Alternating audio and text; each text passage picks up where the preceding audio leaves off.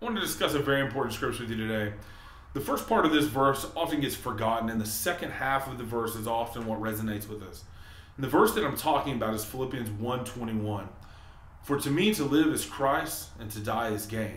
Followers of Christ have the assurance that death is gain by living in heaven with Christ.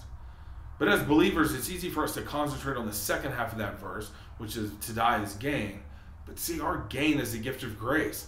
Where Christians must concentrate our time and effort is in the first part. So what does it mean to live as Christ? To live as Christ means that everything that we do as followers of Christ points back to Jesus. Telling people about Jesus is a big part of it, but living our lives in a way that reflects Jesus is what we're called to do. This is us picking up our cross and following Him. This is us crucifying our flesh and all the desires that come with it.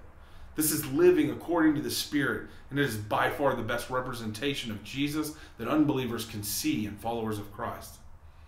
Many Christians make the mistake that they believe living according to the Spirit is some comparison of their actions and their results of some other Christian. We can't compare ourselves to other sinners. That's silly.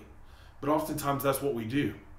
Remember, we are not called to be like other Christians or to be like the best Christian that we know. We are called to be like Christ. And there's a huge difference. Proclaiming the gospel isn't just telling people about Jesus. It's living and striving to be Christ-like. So I encourage everyone who hears these words, pick up your cross first and then go tell people about Jesus. I'll leave you with these scriptures spoken by Jesus.